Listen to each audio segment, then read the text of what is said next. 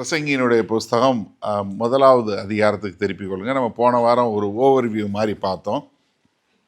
பிரசங்கி எப்படி எல்லாம் மாயை என்று சொல்லக்கூடியதாக நம்ம இன்னைக்கு முதல் 11 வசனங்கள் பார்க்க போகிறோம். த ஸ்மோக் அண்ட் த மிரர் அப்படின்னு ஒரு தலைப்பு கொடுத்துருக்கேன். நீங்கள் 2019 பார்த்தீங்கன்னா வால் ஸ்ட்ரீட்டில் ஒரு ரொம்ப பயங்கரமாக இருந்த கோல்ட்மேன் சாக்ஸோட ஒரு டாப் லாயர் கேத்தரின் ரும்லர் என்று சொல்லக்கூடிய ஒருத்தவங்க அவங்க தங்களுடைய வேலையை ரிசைன் பண்ணாங்க. ரிசைன் பண்ணும்போது ஒரு ரெசிக்னேஷன் லெட்டர் கொடுத்தாங்க. அந்த லெட்ரு பயங்கர ஒரு பரபரப்பாக போச்சு அந்த காலகட்டங்களில். என்ன காரணம்னா, அவங்க ஏறக்குறைய ஒரு 22 வருஷம் அவங்க இங்கே வேலை பார்த்தாங்க, இரவும் பகலுமா. ஏறக்குறைய ஒரு 50,000 மணி நேரம் வேலை பார்த்து அவங்க பயங்கரமாக எல்லாமே செஞ்சாங்க. அவங்க சொல்லும்போது ஒரு 5 வருஷம் தொடர்ந்து வேலை பார்த்தாங்க, ரெஸ்டே இல்லாமல். I have spend 2 decades being maximally efficient. 20 வருடங்களுக்கு மேலாக என்னால் எவ்வளவு செய்ய முடியுமோ அவ்வளவு தூரம் அவ்வளவு கருத்தாக நான் வேலை செஞ்சேன். நான் ஒரு தடவை கூட நான் என்ன மேல் நோக்கி போக போகிறேன்னு, எதை நோக்கி போகிறேன் அப்படின்னு கூட கேட்கல. ஆனால் நான் என்ன பண்ணேன், அவ்வளோ தூரம் உழைச்சேன்னு சொல்லி ஒரு லெவலுக்கு வந்த உடனே அவங்களுக்கு என்ன தெரிஞ்சது, இதெல்லாம் ஒன்றுமே இல்லை, நான் இவ்வளவு காலம் வேலை பார்த்தது எல்லாம் செஞ்சது வீண் என்று சொல்லக்கூடிய ஒரு நிலைமை. இங்கே பிரசங்கியாக இருக்கிற நம்ம ஒரு ஆள் சாலமன் ராஜா அதே மாதிரி தான் அவருடைய வாழ்க்கையில் என்ன கேட்குறாரு, எல்லாம் இவ்வளோ காலம் வேலை பார்த்து இவ்வளோ காலம் எல்லாம் செஞ்சு இவ்வளோ பெரிய ஒரு கோட்டையை இப்படி ஒரு ராஜ்யத்தை கட்டினேன், ஆனால் அந்த ராஜ்யமெல்லாம் என்ன, வீண் என்று சொல்லக்கூடியதாக. அப்போ முதலாவது என்னென்னா, ஒரு பிரச்சனையை சொல்வது, ஒரு பிரச்சனைக்கு சொல்யூஷன் சொல்கிறதுக்கு முன்னாடி அந்த பிரச்சனை என்ன என்றதை ஒரு ஆராயக்கூடிய ஒரு காரியம். ஏன்னா இது யூத மதத்தில் அவங்க என்ன பிலீவ் பண்ணாங்கன்னா, சாலமன் ராஜா அவருடைய 50லேருந்து 60 வயது வரைக்கும், ஏன்னா 20வது வயதில் அவர் ராஜாவானார். அடுத்து 40 வருஷம் ராஜ்யபாரம் பண்ணார். ஆனால் அவர் 60 வயதில் இறந்து போயிட்டார்.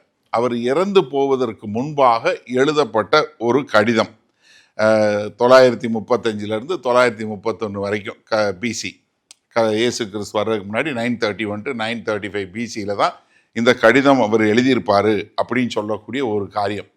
கர்த்தர் ஒரு நோக்கத்தோடு தான் இந்த கடிதத்தையும் நம்மளுடைய வேத புஸ்தகத்தில் வச்சிருக்கிறாரு. அதனால் இதையும் நம்ம கற்றுக்கொண்டு இதிலிருந்து நம்ம எப்படி நம்ம வாழ்க்கையை வாழணும்னு சொல்லக்கூடியதா.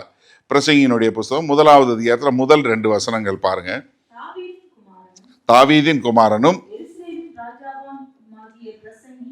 வாக்கியங்கள் மாயை மாயை என்ன, மாயை மாயை எல்லாம் மாயை. எப்படி டபுள் டோன் அடிக்கிறாரு, மாயை மாயை எல்லாம் மாயை. அது ஒரு தடவை சொன்னால் கூட இல்லை, எல்லா தடவையும் சொல்லக்கூடியதா. இந்த எபிரேய மொழியில் அதாவது இதுக்கு ஒரு அர்த்தமும் கிடையாது, இதுக்கு அர்த்தமே கிடையாது, எல்லாமே வீண் என்று சொல்லக்கூடியதாக. என்னன்னா, அதாவது இங்கே அவர் ஒரு தோல்வி அடைந்த ஒரு இடத்துலேருந்து விரக்தியில் பேசலை. அதாவது இப்போ சாலமன் ராஜா எல்லாத்தையும் இழந்து போய் ஒன்றுமில்லாமல் நின்றுட்டு இப்போ விரக்தியில் எல்லாம் மாயைப்பா அப்படி சொல்லலை. எல்லாம் அடைந்த பிறகு, எல்லாத்தையும் அடைந்த பிறகு அவர் என்ன பண்ணுறாரு, எல்லாமே மாயை, எல்லாமே இப்படி விடுற மூச்சுக்கு சமம், எல்லாமே ஒரு புகைக்கு சமானம், இது எதுவுமே நிரந்தரம் இல்லை என்று சொல்லக்கூடிய ஒரு காரியம். ஏன்னா கர்த்தருங்க ஏன் இதை வச்சிருக்கிறாரு அப்படின்னு சொல்லி பார்த்தீங்கன்னா, இப்போ ஒரு டாக்டர்கிட்ட போனீங்கன்னா அந்த டாக்டர் நீங்கள் என்ன கேட்க விரும்புகிறீங்களோ அதை சொல்ல மாட்டார். ஆக்சுவலாக என்ன பிரச்சனையோ அதை சொன்னாதான் உங்களுக்கு என்ன மருந்து கொடுக்க முடியும், பண்ண முடியும். அப்போ இந்த டயக்னைசிஸ் என்ன பண்ணணும், உங்களுக்கு என்ன பிரச்சனைங்கிறத சரியான முறையில் அதை டயக்னோஸ் பண்ணாதான் என்ன முடியும், அதுக்கு சரியான மருந்து கொடுக்க முடியும்.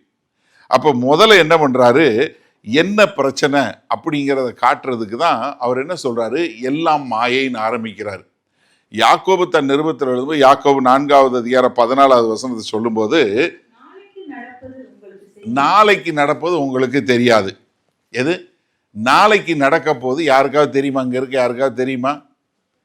இல்லை, தெரிஞ்சால் உங்களை வேற இடத்துக்கு அனுப்பணும். நாளைக்கு நடக்க போகிறது நமக்கு தெரியாது. அப்போ என்ன சொல்றாரு? உங்கள் ஜீவன் எப்படிப்பட்டது?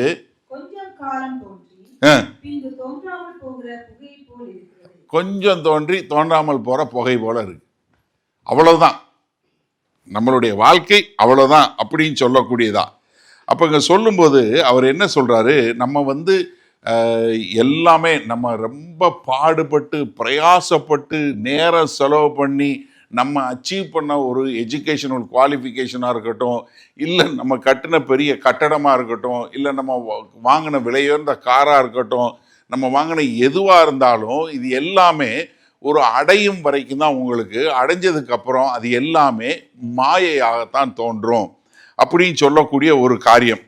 ஏன்னா இங்கே அவர் சொல்லும்போது, அதாவது மாயை அப்படின்னு சொல்லும்போது அவர் என்ன இதிலிருந்து ஒரு விடுதலை பெற்றவராக சொல்லக்கூடிய ஒரு காரியத்தை பார்க்கிறோம். ஏன்னா நீங்கள் இப்போ உங்கள் மூச்சில் வரக்கூடிய ஒரு புகை போல் உங்கள் வாழ்க்கை இருக்குது, அவ்வளோதான் அப்படின்னு சொன்னால் நம்ம அதை பிடிச்சு வைப்பதற்காக ஒரு பெருசாக ஒரு கட்டடம் கட்ட போகிறதில்ல. நமக்கு என்ன தெரியும்? அவ்வளோதான், அது போக போகுதுன்னு தெரியும். அதனால் நம்ம என்ன பண்ணிடுவோம்? சரி, அவ்வளவுதான், இதனுடைய நிலைமை இதுதான் அப்படின்னு சொல்லக்கூடியதா. அதனால தான் இங்கே கொஹாலத்து என்று சொல்லக்கூடிய ஒரு எபிரேய மொழி பதம் சொல்லி கொடுத்தேன். அதாவது என்ன? எல்லாரையும் கூட்டி ஒரு முக்கியமான காரியத்தை அறிவிக்க போறாரு. அதைத்தான் தமிழ்ல பிரசங்கி என்று எழுதப்பட்டிருக்கிறது. அப்போ அவருங்க சொல்லும்போது என்ன சொல்றாருன்னா, எல்லாரையும் கூப்பிட்டு அவர் என்ன சொல்றாரு? தன்னுடைய ராஜ்யத்தில் உள்ள எல்லா மக்களையும் கூப்பிட்டுட்டு, எப்பா, நான் என்னுடைய வாழ்நாள் முழுவதும் என்னுடைய லைஃப் டைம்ல நான் செஞ்சிருக்கேன், நான் அச்சீவ் பண்ணது இவ்வளவு பெரிய காரியங்கள். நான் ஒரு மனுஷனுடைய ஒரு மேக்சிமம் எஃபர்ட், ஒரு மனுஷனால எவ்வளவு தூரம் அடைய முடியுமோ அவ்வளவு பெரிய காரியத்தை அடைஞ்சிருக்கிறேன். ஆனா நான் சொல்றேன், இப்ப இருக்கிற அந்த வாண்டேஜ் பாயிண்ட் என்று சொல்லக்கூடியதா, எல்லாவற்றையும் பெற்றுக்கொண்டு எல்லாவற்றையும் எடுத்துக்கொண்ட நான் உங்களுக்கு சொல்றேன், எல்லாம் மாயை. ஏன்னா அது நம்ம தெளிவா புரிஞ்சு கொள்ளணும். ஏன்னா நீங்க சாலமன் ராஜா எல்லாத்தையும் இழந்து போய் அனாதையா நிற்கும் போது இப்ப மாயைன்னு சொன்னார்னா, நீங்களும் நானும் சொல்லலாம், அண்ணே எல்லாம் விட்டுட்டானே அதனால மாயைன்னு சொல்றான். இல்ல, கிடையாது. நீங்க 1 ராஜாக்கள் புஸ்தகம் 4வது அதிகாரத்துல 20வது வசனத்துல இருந்து பாருங்க. அவர் சொல்லும் போது பாருங்க, யூதாவும் இஸ்ரவேலும் ஏராளமாய் இருந்தது. என்ன அவ்வளவு அழகா புசித்து, அதாவது தேசத்துல அவ்வளவு ஒரு சந்தோஷம், எல்லாம் புசித்து குடித்து மகிழ்ந்து கொண்டிருந்தார்கள்.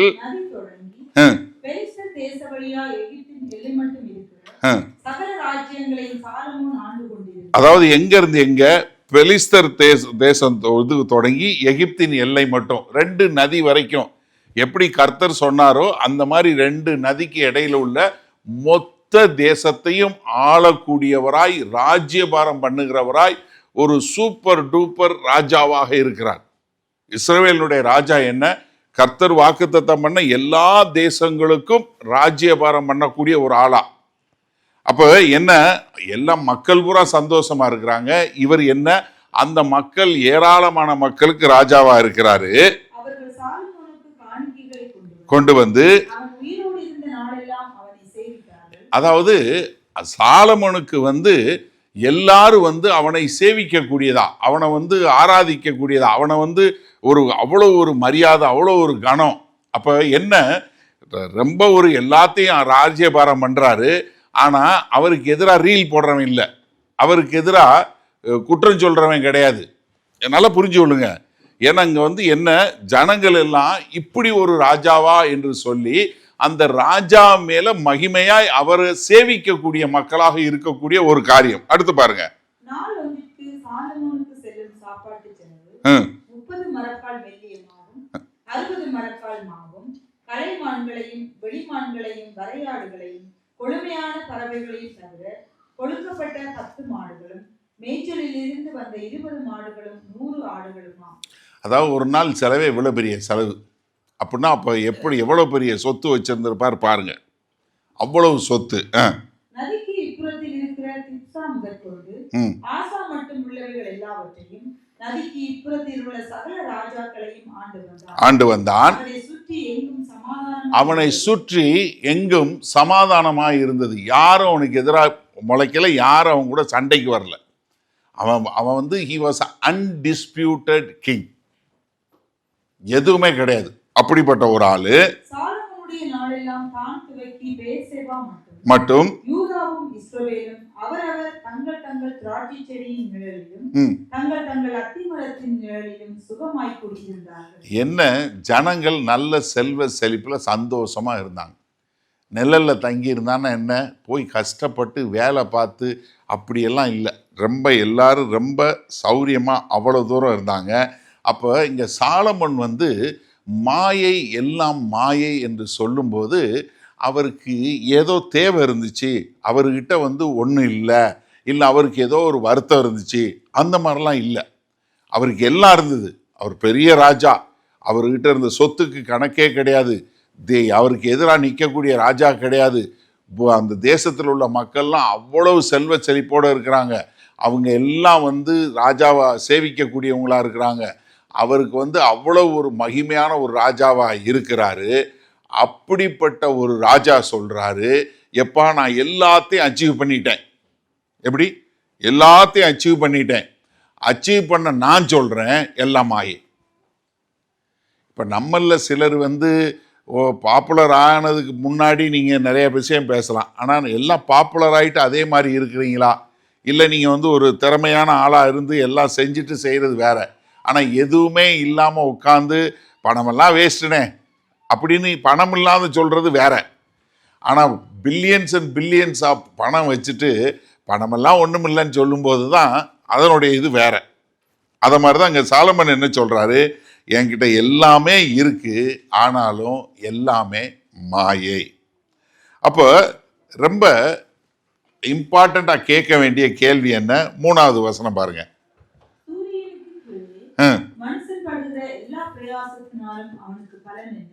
சூரியனுக்கு கீழே, அதனால அவன் படுற பிரயாசத்துக்கு பலன் என்ன?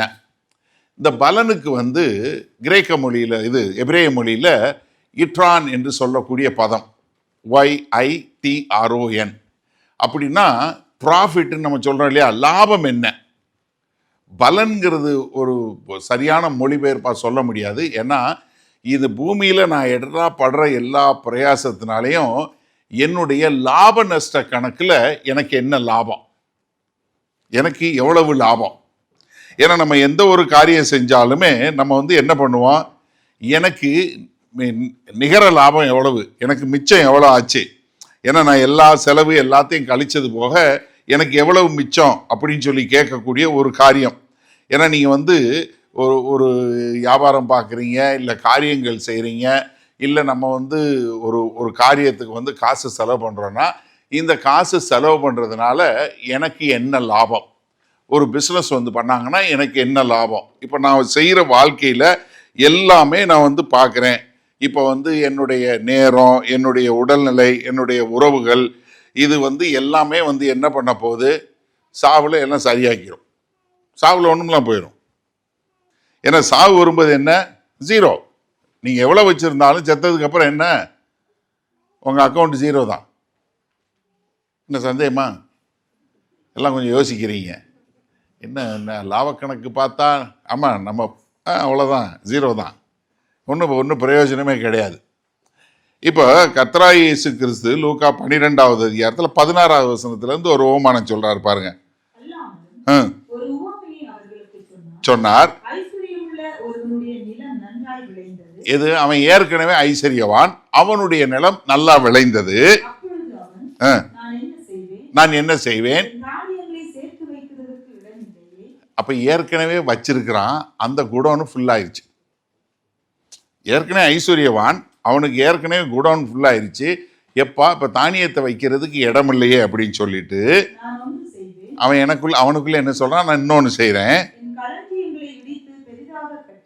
ஏன்னா வைக்கிறதுக்கு இடம் இல்லை, அதனால இதை இடிச்சு பெருசா கட்டி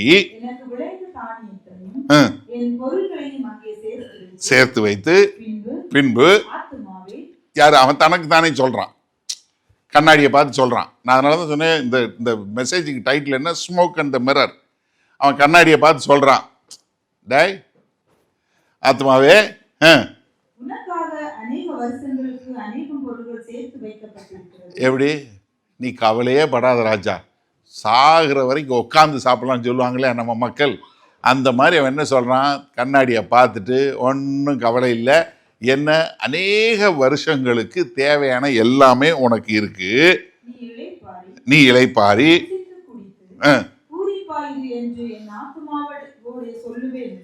அதனால என்ன பண்ணு, நீ விஆர்எஸ் வாலண்டியர் ரிட்டையர்மெண்ட் எடுத்துரு, போய் வேலை பார்க்க வேண்டிய அவசியம் இல்லை, நீ போய் வேலைக்கு போகணுன்னு அவசியம் இல்லை, நல்லா புசி, நல்லா சாப்பிடு, நல்லா குடி, நல்லா ரெஸ்டடு. ஏன்னா நம்ம மக்கள்கிட்ட கேளுங்க, என்ன செய்ய போகிற, என்னென்ன எனக்கு ரொம்ப பெருசாலாம் ஒன்றும் இல்லை, ஒரு வீடு, ஒரு காரு, ஒரு போயிட்டு வர்றதுக்கு இது கொஞ்சம் பேங்க்கில் பணம், அவ்வளோ இருந்தால் போதும், ரிட்டையர் ஆயிடுவேன். நீங்கள் யோசிச்சு பாருங்கள், அது எல்லாம் வந்ததுக்கப்புறம் அதை தக்க வைக்கிறதுக்கு நீங்கள் படுற பாடு இருக்குது பாருங்கள். அந்த பாடு பெரிய பாடு. ஏன்னா சில நேரங்களில் இந்த கதை நான் ஒரு தடவை சொல்லியிருக்கேன்னு நினைக்கிறேன். ஒருத்தன் ஒரு பீச்சுக்கு பக்கத்தில் ஒரு குடிசை மாதிரி ஒரு இது போட்டு அங்கே உட்காந்து ஒருத்தன் மீன் பிடிச்சிட்டு இருந்திருக்கான். மீன் பிடிச்சிட்டு இருக்கும்போது அப்போ ஒருத்தன் வந்தானா, ஒரு ஊரில் இருந்து வந்தவன். நீ என்ன பண்ணிகிட்டு இருக்கேன்னு, சும்மா உட்காந்து மீன் பிடிச்சிட்டு இருக்கேன்னு. நீ என்ன இப்படி ஒரு பைத்தியக்காரனாக இருக்க, இது சிட்டியாக இருந்தால் என்ன செஞ்சுருப்போம் தெரியுமா, ஒரு படகை வாங்கி இந்த படகுல போய் ஒரு வலையை போட்டு மீனை பிடிச்சு கொண்டு வந்து அந்த மீனை எடுத்து நான் இங்கே விற்று மீதியை பதனிட்டு வெளியே அனுப்புவேன். அப்போ அவன் கேட்டிருக்கான், அதுக்கப்புறம் இல்லை, அதை வச்சு நான் வெளியே அனுப்பிச்சதுக்கப்புறம் அந்த காசை சம்பாரித்து நான் என்ன பண்ணுவேன், இன்னும் பெரிய படகு வாங்குவேன், இன்னும் நிறையா மீன் பிடிப்பேன், ஆளுங்களை வேலைக்கு வைப்பேன், அதுக்கப்புறம் இந்த மாதிரி ஒரு இடத்துல ஒரு வீடை கட்டி அங்கே ரெஸ்ட் எடுத்து நான் பாட்டு உட்காந்துருப்பேன். அவன் சொன்னான், இப்போ மட்டும் நான் என்ன செய்கிறேன், இதைத்தானே நான் செஞ்சுட்டு இருக்கேன். யோசிச்சு பாருங்களேன். நிறைய நேரங்களில் நம்ம என்ன நினைக்கிறோன்னா, இதெல்லாம் வந்துட்டா எனக்கு போதும். அதெல்லாம் யோசிக்கலாம். இப்போ நீங்கள் உட்காந்து இங்கே கேட்டுட்ருக்கீங்கள, உங்கள் மைண்ட்லேயும் ஒரு கால்குலேஷன் இருக்கும், எனக்கெல்லாம் பெருசு அப்படியெல்லாம் ஆசை இல்லைண்ணே. நான் நிறைய பேர்கிட்ட பேசுகிறேன்ல, எல்லாம் சொல்லுவாங்கள்ல, அப்படியெல்லாம் ரொம்பலாம் பெருசாக அவ்வளோலாம் ஆசை இல்லைண்ணே. ஒரு 3 பெட்ரூம் வீடு, பிள்ளைங்களுக்கு ஒரு பெட்ரூமு, எனக்கு ஒரு காரு, என் மனுஷிக்கு ஒரு காரு, வேலைக்கு போயிட்டு வந்தோமா, நம்ம உட்காந்தோமா, ரிட்டையர்மெண்ட் வந்தால் ஒரு இது பண்ணுற மாதிரி பேங்க்கில் கொஞ்சம் டெபாசிட்டை போட்டு அதை பாட்டு நம்ம ஆடு சாப்பிட்டு இருந்தால் போதும். இப்படி யாராவது நின்றுருக்கீங்களா? கிடையாது. என்னன்னா நம்மக்கிட்ட அது கிடையாது. ஏன்னா அது அது அங்கே வந்த உடனே உங்களுக்கு என்ன தோணும், இது இல்லை, தெர் இஸ் சம்திங் மோர். ஏன்னா அந்த ஒரு மாயையான ஒரு தோற்றம் உண்டாகும். அதனால இவன் என்ன பண்ணுறான், நான் இருக்கிறதை இடித்து பெருசாக்கி அதில் உள்ளே போட்டு எனக்கு நானே சொல்லுகிறேன், பாரு நீ அநேக வருஷத்துக்கு சாப்பிட்றதுக்கான சாப்பாடு இருக்குது, அதனால் நீ என்ன பண்ணு, ரெஸ்ட் எடு, நல்லா சாப்பிடு, நல்லா குடி, நல்லா தூங்கு போதும் அப்படின்னு சொல்லுவான். சொன்ன உடனே தேவனும் அவனை நோக்கி என்ன முட்டாள் அப்படிங்கிறார். ஏன்னா தமிழில் நம்ம அதை கொஞ்சம் ஸ்டைலாக மதிகேடனே அப்படின்ன உடனே நம்ம என்னமோ நினைக்கிறோம், மதிகேடன் அப்படின்னு. முட்டாள், அதான் முட்டாளுங்கிறது தான் மதிகேடன். ஏன்னா நம்ம ஒருத்தனை பார்த்து மதிகேடனே அப்படின்னு சொன்னால் ஏதோ சொல்கிறாரு போல இருக்குன்னு போயிடுவீங்க. உங்களை பார்த்து முட்டாள்னு சொன்னால் உங்களுக்கு கோபம் வந்துடும். மதிகேடனே எடுத்துக்கொள்ளப்படும். யோசிச்சு பாருங்களேன், நீங்கள் ஆசையாக வாங்கின காரு, நீங்கள் வாழ்க்கை பூரா கஷ்டப்பட்டு கட்டின மார்ட்கேஜுக்கு கட்டின வீடு, நீங்கள் ரொம்ப பிரயாசப்பட்டு கட்டின கட்டடம், இல்லை உங்கள் பிஸ்னஸ்ஸு, இதெல்லாம் யாருக்கிட்ட ஆகும்?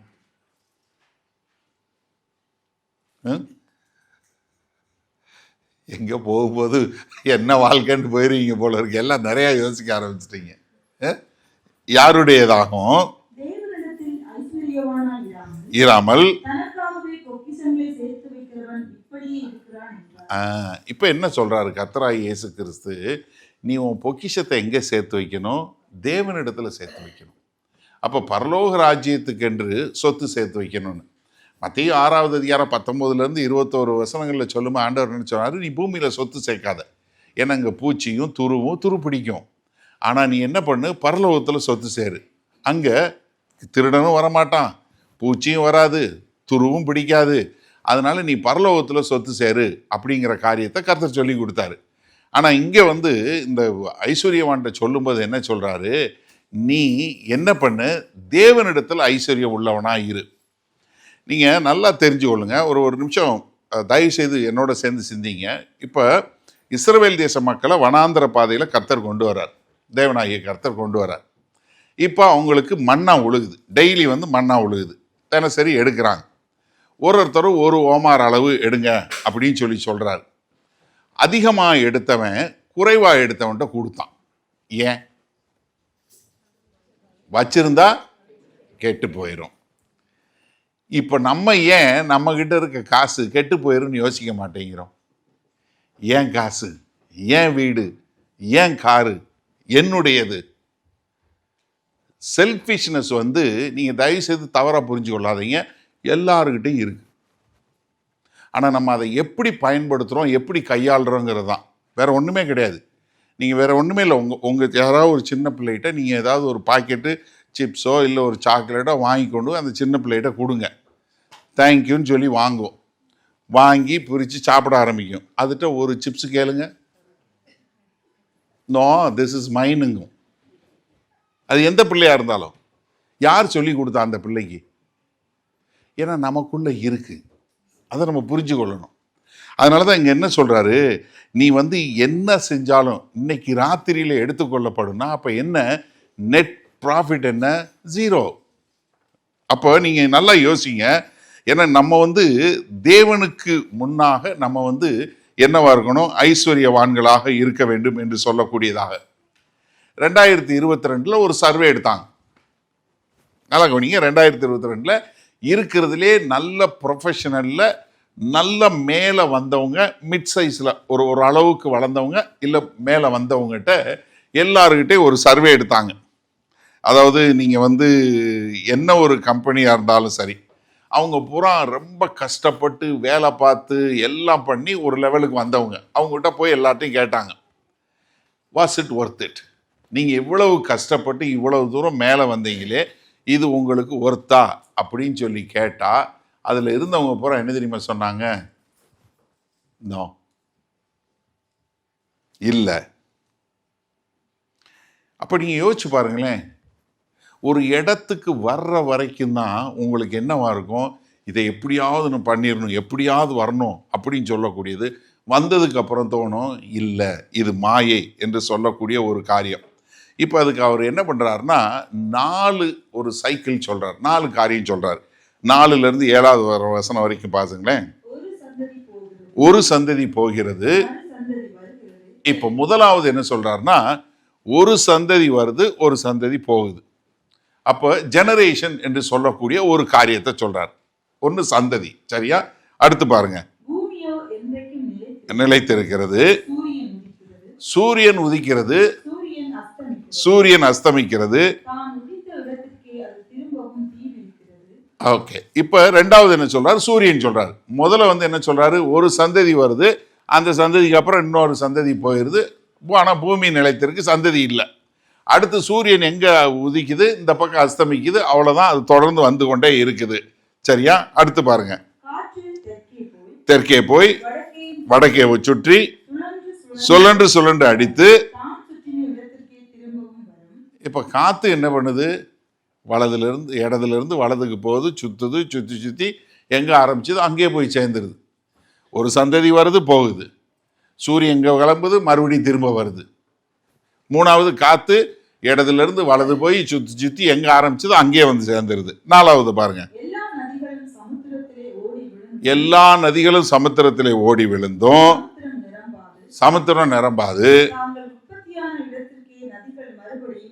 அடுத்து நாலாவது என்ன சொல்றாரு? தண்ணீர் சொல்றாரு. எப்பா நதியெல்லாம் ஓடி போய் விழுகுது. நீங்க யோசிச்சிருக்கீங்களா என்னன்னு தெரியல. இவ்வளவு நதி போய் நீங்க வந்து ஒரு சில பெரிய நதிகள்லாம் நீங்க பார்த்து பார்த்து அவ்வளோ வாட்டர் போய் சீல வந்து சேருது. நீங்க நயகரா ஃபால்ஸாக இருக்கட்டும், இல்லை விக்டோரியா ஃபால்ஸாக இருக்கட்டும், இல்லை கேஞ்சஸாக இருக்கட்டும், அவ்வளோ தண்ணி போய் டன்னாக போய் இதில் ஒவ்வொரு நாளும் அவ்வளோ தண்ணி போய் சமுத்திரத்தில் தேருது. ஆனால் சமுத்திரம் என்னைக்காவது நிறைஞ்சு வழியுதான்? ஏன்னா அது மறுபடியும் மேலே நீராவியாக போய் மறுபடியும் மழையாக வந்து மறுபடியும் நதியாக ஓடுது. அப்போ என்னன்னா இது ஒரு சுழலாக இருக்கக்கூடிய 4 காரியத்தை சொல்றார். என்ன, இந்த படைக்கப்பட்டவை எல்லாம் ஒரு சுழலாக இருக்கக்கூடிய ஒரு காரியமாக இருக்கிறது. எப்படி ஒரு சந்ததி வந்து அதுக்கப்புறம் அடுத்த சந்ததி வருது, சூரியன் வருது, சூரியன் மறுபடியும் உதிக்குது, அதே மாதிரி காற்று வந்து சுற்றி வருது, அதே மாதிரி தண்ணி வரக்கூடியதா.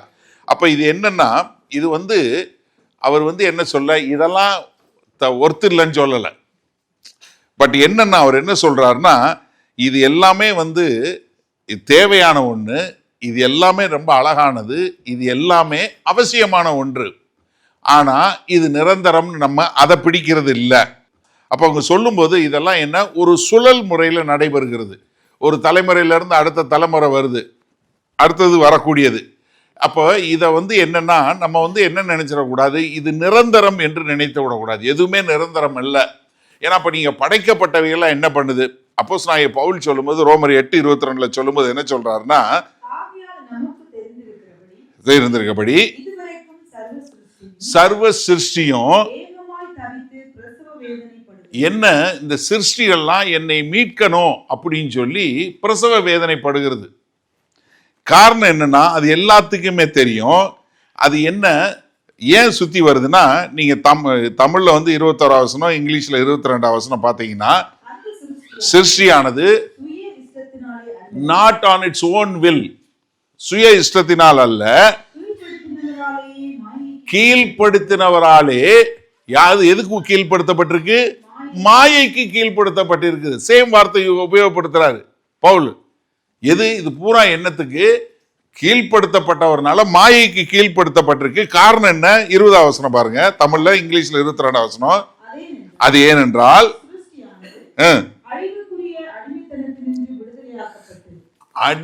என்ன பண்ணுது, அழிவுக்கு சிருஷ்டி வந்து அழிவுக்குரிய அடிமைத்தனத்திலிருந்து விடுதலையாக்கப்படுவதற்காக. அப்ப இங்க சொல்லும் போது என்ன பண்றாருன்னா, நான் எல்லாத்தையும் பார்க்கிறேன், இது எல்லாமே ஒரு சுழற் முறையில இருக்குது. ஆனா என்ன, இது எல்லாமே வந்து என்ன பண்ணுது, என்னை ஒரு விடுதலை செய்வதற்கு ஒருத்தர் வேணும்னு சொல்லி கேட்கக்கூடியதாக இருக்கிறது என்பதைத்தான் இங்க பிரசங்கி ஆகிய சாலமோன் நமக்கு சொல்றார். ஏன்னா இது நீங்க வந்து இந்த நம்மளுக்கு இப்ப புரிஞ்சு கொள்வதற்கு இதை சொல்றேன். இப்ப நம்ம தலைமுறையில வந்து பாத்தீங்கன்னா, இந்த ரீல்ஸ் ஜெனரேஷன் ஆயிட்டோம். இப்படியே இந்த சின்ன பிள்ளையில இருந்து இப்படியே தள்ளி தள்ளி தள்ளி பழகிட்டாங்க.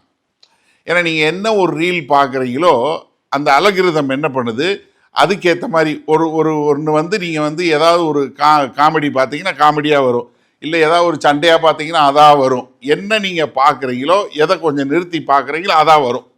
அப்படித்தான் அந்த அலகிருதம் ஒர்க் பண்ணுது. ஆனால் யாராவது அந்த ரீலை பார்த்து முடித்த உடனே அப்பாடா பார்த்து முடிச்சிட்டேன்னு ஃபோனை வைக்கிறானா? கிடையாது. எப்படி ஒர்க் பண்ணுது பாருங்க, அந்த டிஜிட்டல் மீடியா எப்படி ஒர்க் பண்ணுதுன்னா, நீ ஒன்று பார்க்க பார்க்க பார்க்க பார்க்க தள்ளி தள்ளி தள்ளி கடைசியில் பார்த்தா உன் நேரம் போயிடும். நிறைய வீடுகளில் காலையில் பாத்ரூமில் இதுதான் பிரச்சனை. உள்ளே உட்காந்து அவன் என்ன செய்கிறான்னு சிரிச்சுக்கிட்டு இருக்கான், இல்லைன்னா என்னத்தையா பண்ணிக்கிட்டு இருக்கான், ஏதாவது பண்ணிக்கிட்டு இருக்கான், உட்காந்து தள்ளி ரீல் தள்ளிக்கிட்டு இருக்கான். ஒன்றும் இல்லை, சும்மா வாட்ஸ்அப்பில் போய் நீங்கள் திறந்தீங்கனாலே 4 வீடியோ அனுப்பிச்சிடறான். அதை பார்த்து நீங்கள் அது பண்ணாலே அதுலேருந்து வர்றதுல இப்போ எக்கச்சக்கம். சிலருக்கு கழுத்து வலி வேற பிரச்சனை. ஏன்னா இப்படியே பார்த்துக்கிட்டே இருக்கான்ல, அதனால் கழுத்து வலி வேற வருது. நீ பக்கத்தில் இருக்கவங்களை பார்க்காதீங்க. இப்போ எனக்கு தெரியும் ஒரு சிலர் அப்படி உனக்கு தான் சொல்கிறாரு அப்படின்ற மாதிரி. ஏன்னா நிறைய பேருக்கு வந்து இதில் ஒரு சாட்டிஸ்ஃபேக்ஷனே வராது. ஏன்னா அவங்க டிசைன் பண்ணதே அதுதான், அவங்க டிசைன் பண்ண விதமே அதுதான். இப்போ வந்து இப்போ ரீசெண்டாக சர்வேல வந்து என்னென்னா, ஆவரேஜாக ஒரு மொபைல் ஃபோன் யூஸ் பண்ணுறவன் ஒரு நாளைக்கு எத்தனை முறை தன் ஃபோனை அன்லாக் பண்ணுறான் அப்படின்னு கண்டுபிடிச்சிருக்காங்க. எத்தனை முறை இருக்குன்னு நினைக்கிறீங்க? Minimum 100 times. ஒரு ஃபோனை அன்லாக் பண்ணுறது மினிமம் 100 முறை ஒரு ஆவரேஜ் பர்சன் அன்லாக் பண்ணுறோம். ஏன்னா நம்ம வந்து பாதி நம்ம லண்டனில் இருக்க பிடிக்கிட்டு போயிடுவானே பயத்திலே நம்ம லாக் பண்ணுறோம், அது வேற விஷயம். அன்லாக் பண்ணுறதுக்கு அத்தனை முறை அன்லாக் பண்ணக்கூடியதா. அப்போ என்னன்னா இது வந்து ஒரு சுழற்சி முறையில் இருக்கு, இதுவும் மாயேன்னு. அடுத்து என்ன சொல்றாருன்னா, நம்மளால தீர்க்க முடியாத, பசி தீர்க்க முடியாத ஒரு டிசையர் நமக்குள்ள இருக்கு. அதுதான் சொல்றாரு 8வது 9வது வசனம் பாருங்க. எல்லாம் வருத்தத்தினால் நிறைந்திருக்கிறது, சொல்லி முடியாது. என்ன பார்க்கறதுனால உங்க கண்ணு திருப்தி ஆகுறது இல்லை. யோசிச்சு பாருங்களேன். ஏதாவது நீங்கள் வந்து இப்போ நம்ம மக்கள் வச்சுருக்காங்களா பக்கெட் லிஸ்ட்டுன்னு, எனக்கு ஒரு முறையாவது நான் அங்கே போயிடணும், ஒரு முறையாவது அங்கே போயிடணும். நிறைய பேரோட பக்கெட் ரொம்ப பெருசாக இருக்குது, அது தீர மாட்டேங்குது. நீங்கள் யோசிச்சு பாருங்களேன். நான் போய் ஒரு தடவை இதை பார்த்துட்டு வந்துட்டேன்னா போதும். அது போயிட்டு வந்த உடனே என்ன பண்ணுறீங்க, இது நல்லா தான் இருக்குது, ஆனால் அது அவங்க போயிருந்தாங்க பாரு, அவங்க அந்த இன்ஸ்டாகிராமில் அந்த ரீல் போட்டிருந்தாங்க, இல்லை அவங்க ஃபேஸ்புக்கில் ஒரு ஃபோட்டோ போட்டிருந்தாங்க. அதில் நம்ம பீட்டர் மாதிரி யாரெல்லாம் ஃபோட்டோ போடும்போது பார்க்கும்போது நமக்கே போகணும் போல தோணுதில்லை. என்ன தேவை அப்படி இப்படின்னு ஃபோட்டோ எடுத்து போட்டவுடனே பார்த்தாலே இது என்ன இவ்வளோ சூப்பராக இருக்குது. பாதி பேர் இப்போ பார்த்துட்டு நம்மளும் இப்படி தான் போய் எடுக்கணும், ஏதாவது ஒரு வகையில் எல்லாருக்கும் ஒரு வருதுல. என்னன்னா கண் காண்கிறதுனால உங்களுக்கு ஏதாவது வந்து நீங்கள் பார்க்கறதுனால உங்களுக்கு திருப்தி ஆகுதா? கிடையாது. ரொம்ப அழகா நேர்த்தியாக சொல்றாரு. என்ன, ஏன்னா கண் காண்றதுனால நீங்க இது பண்றதில்ல, அதுக்காக கண்ணை குத்தணும்னு அவசியம் இல்லை, சரியா? ஏன்னா அவர் என்ன சொல்றாருன்னா, அது பார்க்குது, அதுக்கு தான் அதனுடைய வேலை. ஆனா என்னன்னா அதனால நீங்க திருப்தி ஆக முடியாது. அடுத்து சொல்றாரு,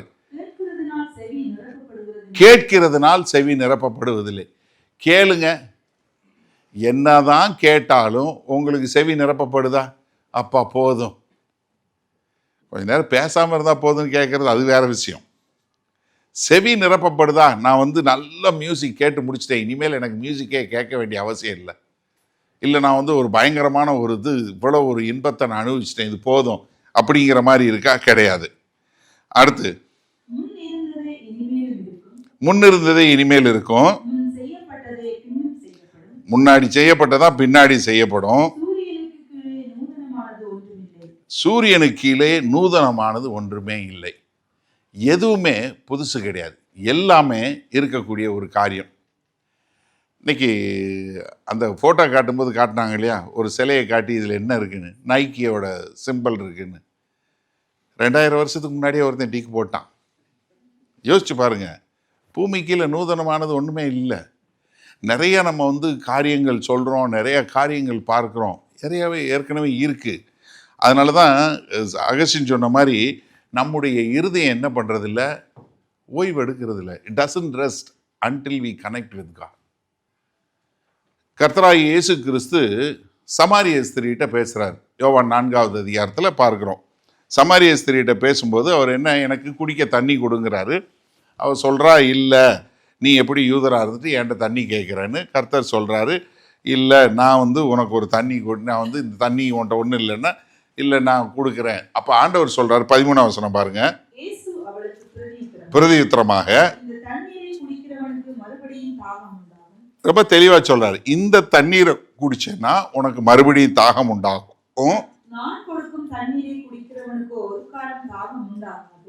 என்ன, நான் கொடுக்குற தண்ணி ஒரு காலம் தாகம் உண்டாகாது.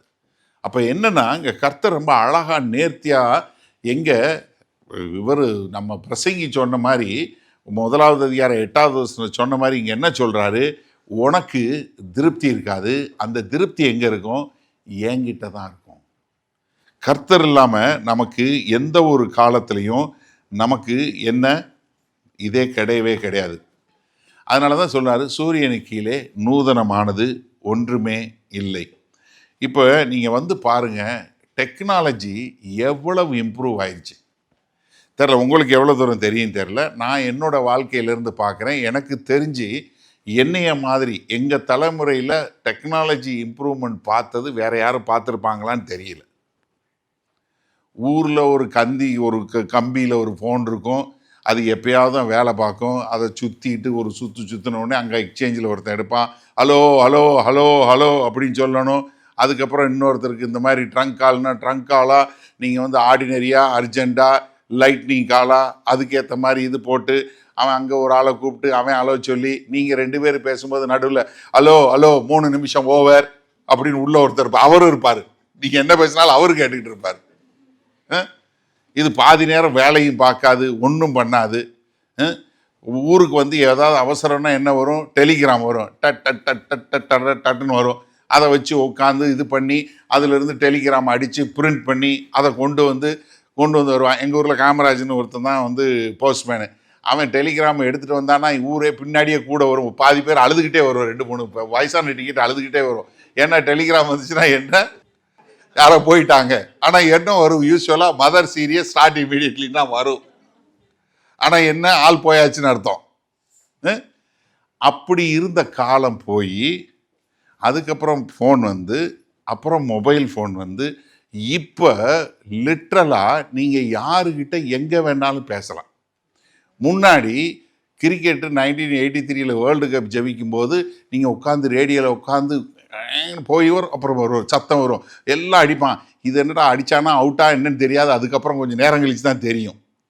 இப்போ நீங்கள் எங்கள் ஃபீஃபா வேர்ல்டு கப்பு எங்கே நடந்தாலும் எத்தனை ஆங்கிளில் எத்தனை ரிவ்யூ எத்தனை இது பார்க்க முடியுது. எவ்வளவு அட்வான்ஸ்மெண்ட்டு. முன்னாடி ஒரு இடத்துலேருந்து ஒரு இடத்துக்கு போனால் அவ்வளோ பாடு. இப்போ லிட்ரலாக நீங்கள் ஒரு நாளில் இந்த உலகத்தினுடைய இந்த எண்டுலேருந்து அந்த எண்டு வரைக்கும் போக முடியும். அவ்வளோ டைரக்ட் ஃப்ளைட்ஸ், அவ்வளோ கனெக்ஷன்ஸு. அதாவது டெக்னாலஜி மாறின மாதிரி எதுவுமே இல்லை. ஆனால் டெக்னாலஜி இவ்வளோ மாறி இருக்கே, மனுஷன் இருதயம் மாறி இருக்கா? இல்லை, மாறலை. அதை தான் இங்கே பிரசங்கி சொல்கிறாரு. ஏன்னா எந்த ஒரு தலைமுறையாக இருந்தாலும் அந்த தலைமுறைக்கு சுவிசேஷம் தேவை அப்படின்னு சொல்லக்கூடியதா. 10வது வசனம் பாருங்க. இதை பார், ஒன்று உண்டோ. என்ன, இது வந்து புதுசுன்னு சொல்லக்கூடிய ஒரு காரியம். அது ஏதாவது இருக்கா அப்படின்னு சொல்லி பார்த்தீங்கன்னா அது இல்லை என்று சொல்லக்கூடிய ஒரு காரியம். இந்த மெட்டாவர்ஸ்ன்னு சொல்லக்கூடிய ஒரு காரியம் 2021 கொண்டு வந்தாங்க. ஒரு விர்ச்சுவல் வேர்ல்டில் நீங்கள் வாங்கலாம். எப்படி? ஒரு விர்ச்சுவல் வேர்ல்டில் நீங்கள் முன்னாடி போட்டிங்கன்னா நீங்கள் you can create your own world. நீங்கள் சொல்கிற மாதிரி கட்டடம், நீங்கள் சொல்கிற மாதிரி ஆளுங்க, நீங்கள் சொல்கிற மாதிரி எல்லாமே, அது எல்லாமே என்ன, ஒரு விர்ச்சுவல் வேர்ல்டு. நீங்களே ஒரு உலகத்தை உருவாக்கி நீங்கள் வாழலாம் அப்படின்னு சொல்லக்கூடிய ஒரு காரியத்தை தான் ஆரம்பித்தாங்க. இந்த மெட்டாவர்ஸுங்கிற பதத்தை ஆரம்பித்தவர் யார்? 1992 நீல் ஸ்டீஃபன்சன் என்று சொல்லக்கூடியவங்க. ஆனால் என்னென்னா, நீங்கள் வந்து பார்த்தீங்கன்னா இது மெடிவல் கத்தீட்ரல்ஸ்லே இப்படிப்பட்ட ஒரு மூழ்கி பார்க்கக்கூடிய ஒரு ரியாலிட்டி பார்க்க முடியும் அப்படிங்கிற ஒரு காரியத்தை அந்த காலத்தில் பிளாட்டோ வந்து அந்த காலத்திலே குகைக்குள்ள 24 நூற்றாண்டுக்கு முன்னாடி இந்த காரியத்தை நீங்கள் இப்படி வாழலாம் அப்படின்னு சொல்லக்கூடியது. அப்போ என்னென்னா, ஒவ்வொரு மேனுஃபேக்சரர் என்ன ஒரு மிரர் வச்சிருக்கிறாரு. அது என்ன, இது புதுசுங்கிறார். அவ்வளோதான் வித்தியாசம், வேற ஒன்றும் கிடையாது. நீங்கள் நல்லா புரிஞ்சு கொள்ளணும்னா, நமக்கு வந்து என்ன, முத இந்தியாவில் வந்து பேஸ்ட் விற்கும்போது நம்மகிட்ட என்ன கேட்டான், நம்ம வந்து உப்பு இது வச்சு இது பேருன்னா, உப்பு வச்சிருக்கியா, கறி வச்சிருக்கியா, இதுலையா பல்லு விறக்குற, இல்லை இதுதான் பேஸ்ட்டு, அப்படி இப்படி நீ எல்லாம் படிக்காதவன் பட்டிக்காட்டான், அப்படிலாம் இருக்கக்கூடாதுன்னா. இப்போ என்ன கேட்குறான், உங்கள் பேஸ்ட்டில் உப்பு இருக்கா?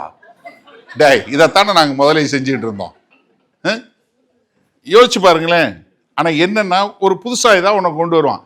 முதல்ல என்ன சொன்னால், தேங்காய் எண்ணெயா, தேங்காய் எண்ணெயில் செய்யவே செய்யாத, தேங்காய் எண்ணெய் மாதிரி மோசமான எண்ணெய் எதுவுமே கிடையாது, ரிஃபைன்ட் ஆயில் தான் பெஸ்ட்டு, எல்லாருக்கும் நமக்கு பூரா மண்டையை கழுவி ரிஃபைன்ட் ஆயிலை யூஸ் பண்ணு. இப்போ என்ன சொல்கிறான், தேங்காய் எண்ணெய் தான் பெஸ்ட்டு. அதாவது ஒரு சைக்கிளை மாற்றி நம்மளை பைத்தியக்காரனாகிறது தான் அவனுக்கு வேலை. அதைத்தான் இங்கே பிரசங்கி சொல்கிறாரு. என்ன, நீ வந்து புதுசுன்னு நினைக்காத. ஏசாயா 43:18-19 சொல்லும்போது, நினைக்க வேண்டாம்,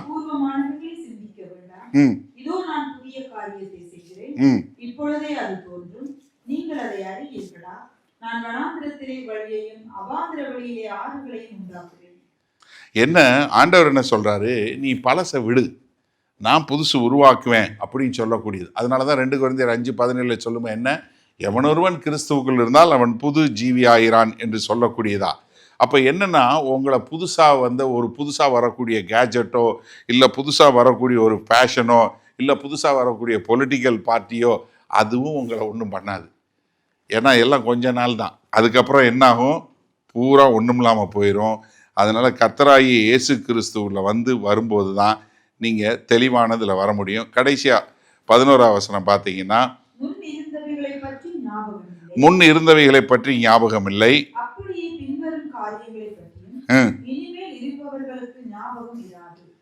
உங்களில் யாருக்காவது உங்கள் தாத்தாவோட அப்பா பேர் தெரியுமா? உங்கள் தாத்தாவோட அப்பா பேர், உங்கள் தாத்தாவோட அப்பா பேர். சரி, உங்கள் தாத்தாவோட தாத்தா பேர் தெரியாது. 3 தலைமுறையே நமக்கு தெரியாது. சும்மா ஏதோ சொன்னதை வச்சு தெரியும், ஏதாவது ஒரு கரடி கதை சொல்லியிருப்பாங்க, அதை வச்சு நமக்கு தெரியும் நாங்கள் அந்த மாதிரி இருந்தோம், இந்த மாதிரி வந்தோம், ஏதாவது ஒன்று சொன்னதை வச்சு வேணால் ஒரு சிலருக்கு ஏதாவது ஒரு ஞாபகம் இருக்கும். இல்லைன்னா கிடையாது. இப்போ அதை விடுங்க, ஏதோ இந்த ஆங்கிலிக்கன் சர்ச்சில் கல்லறை திருநாள்னு வச்சதுனால கொஞ்சம் பேர் கல்லறைக்கு போனால் போட்டால் அட்லீஸ்ட் அதையாவது செஞ்சான். இப்போ அதுவும் நின்று போச்சு. இப்போ யார் கல்லறைக்கு போகிறது, யார் ரிமெம்பர் பண்ணுறது? ஒரு தலைமுறை, 2வது தலைமுறை கிடையவே. அப்போ என்னன்னா, உன் சந்ததிங்கிறதே ஹெபால். உங்கள் பேர பிள்ளை ஞாபகம் வச்சுருக்குமா? சந்தேகம்தான். இப்போ இருக்கிற காலகட்டத்தில் உங்கள் பேரப்பிள்ளை உங்களை ஞாபகம் வச்சுருக்கிறது ரொம்ப பெரிய, எதிர்பார்க்கறது ரொம்ப பெரிய காரியம். இன்னும் நம்மளே நம்ம தாத்தா பாட்டியை பார்க்குறது இல்லையே, தெரியாது, நிறைய பேருக்கு தெரியவும் செய்யாது. அப்போ இங்கே என்ன சொல்கிறாருன்னா, நீ எல்லாமே மறந்து போயிடும், அதனால் நீ என்ன பண்ணு, நீ ரொம்ப அழகாக நேர்த்தியாக கர்த்தருக்குன்னு வாழ. எபிரேயர் 11:4 சொல்லும்போது என்ன சொல்கிறாரு பாருங்களேன்.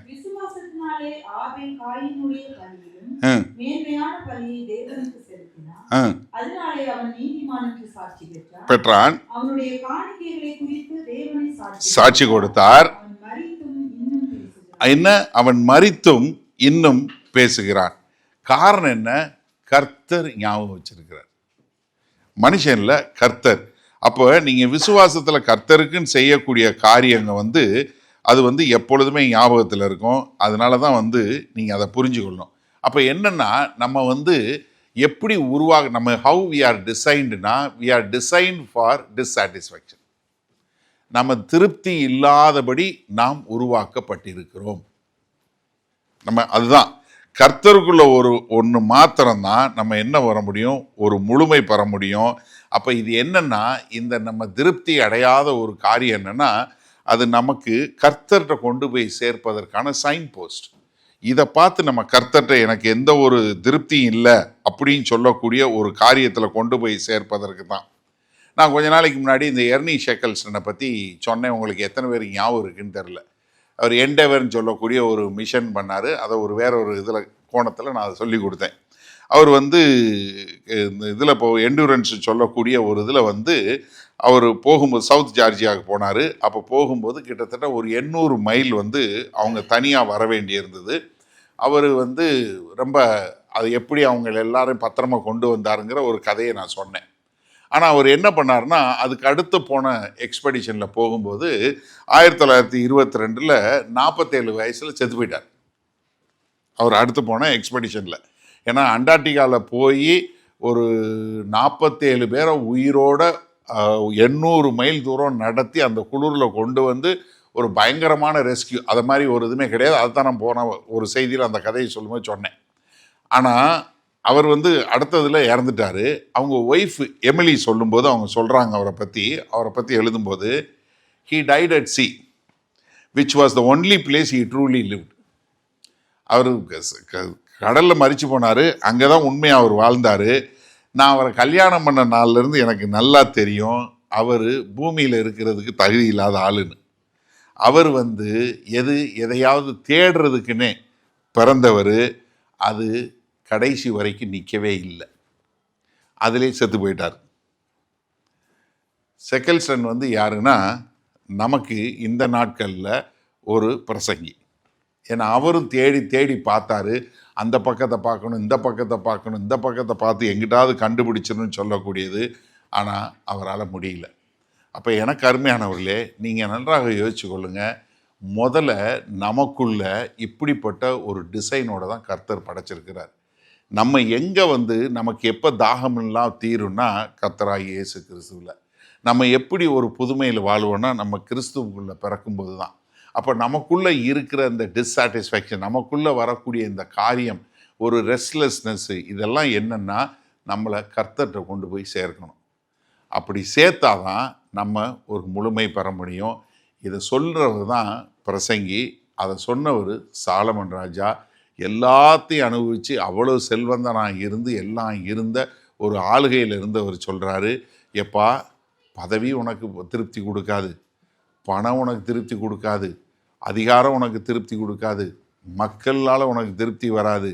வரக்கூடிய ஒரு உண்மையான ஒரு திருப்தி, ஒரு முழுமை எதில் வரும்? இயேசு கிறிஸ்து ஒருத்தட்ட தான் வரும். அப்போ எனக்கு அருமையானவர்களே, இந்த நாளில் உங்களுக்கு எங்கே வந்து எதுவாக இருந்தாலும் உங்களுடைய முழுமை கர்த்தராகிய இயேசு கிறிஸ்து ஒருத்தட்ட தான் உண்டாகும். மகா கிருபையும் இரக்கம் நிறைந்த எங்கள் அன்பின் தாப்பனே, இது வந்து அருமையான நல்ல மாலை வேலைக்காய் நன்றியோடு துதிக்கிறோம், நாமத்தை போற்றுகிறோம். ஆமாம் ஆண்டவரே, எல்லாவற்றையும் அடைந்த அந்த சாலமன் ராஜா எல்லாம் மாயை மாயை எல்லாமே மாயை என்று சொன்னதை பார்க்கிறோம். ஆனால் ஆண்டவரே, நாங்கள் புரிந்து கொண்டோம், எங்களுடைய வாழ்க்கையினுடைய அர்த்தம் கர்த்தராகிய இயேசு கிறிஸ்து ஒருவரிடம்தான் அறிந்து கொள்ள முடியும் என்று. அதனால் ஆண்டவரே, இந்த செய்தியை கேட்டுக்கொண்டு இருக்கிற யாராவது அவங்களுடைய இருதயத்தில் அப்படிப்பட்ட ஒரு ரெஸ்ட்லெஸ்ஸில், அப்படிப்பட்ட ஒரு டிஸ்சாட்டிஸ்ஃபேக்ஷனாக, ஒரு திருப்தி இல்லாதவர்களாய், ஒரு ஸ்திரம் இல்லாதவர்களாய் இருக்கிறவங்களாக இருந்தால் இன்றைக்கே உம்மை ஏற்றுக்கொண்டு அவர்களும் அதை பிடித்து கொள்ள எங்கள் தேவன் கிருபை பாராட்டுங்க. கர்த்தராகிய இயேசு கிறிஸ்துவை ஏற்றுக்கொண்ட நாங்கள், இந்த பூமி நிரந்தரம் அல்ல, நாங்கள் பரலோக வாசிகள், நாங்கள் பரலோகத்திற்கென்று வாழ வேண்டும் என்பதை புரிந்து அதற்கேற்றாற் போல வாழ எங்களை அர்ப்பணிக்கிறோம். மீட்பெரும் இரட்சகருமாகிய இயேசு கிறிஸ்துவின் மூலம் பிதாவே, ஆமென். உங்களில் யாருக்காவது ஜெப தேவைகள் இருக்குமானால், நீங்கள் உங்களுடைய வீடுகளில் உங்கள் கதவை பூட்டி நீங்கள் ஆண்டவரை நோக்கி ஜெபம் பண்ணுங்கள். உங்களுடைய எல்லா விதமான பலவீனங்களை குறித்து தெரிந்து வைத்திருக்கிற தேவன், எப்போதும் ஜீவன் உள்ள தேவன், உங்களுடைய ஜெபங்களை கேட்டு உங்களுக்கு பதில் கொடுப்பார். நீங்கள் வேற ஒரு ஆள்கிட்ட போகணும், வேற ஒருத்தவங்கிட்ட போய் ஜெபத்துக்கு போகணும்னு அவசியம் இல்லை. நீங்கள் ஜெபம் பண்ண ஆண்டவராகிய இயேசு கிறிஸ்துவை ஏற்றுக்கொண்ட எல்லாரும் பிதாவாகிய தேவன்கிட்ட ஜெபம் பண்ணால் அந்த ஜெபத்தை கேட்டு பதில் கொடுக்கக்கூடிய அன்புள்ள பரமபிதா தான் நமக்கு இருக்கிறாரு. அதனால் தைரியமாக நீங்கள் ஜெபம் பண்ணுங்கள்.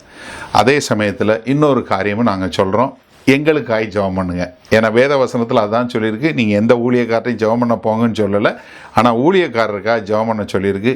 நாங்கள் தைரியமாக தேவனுடைய வார்த்தை இன்னும் அதிகமாய் பிரசங்கிக்க எங்களுக்காய் நீங்கள் ஜெபிக்கும்படி கேண்டிக் கொள்கிறேன். ஆமேன்.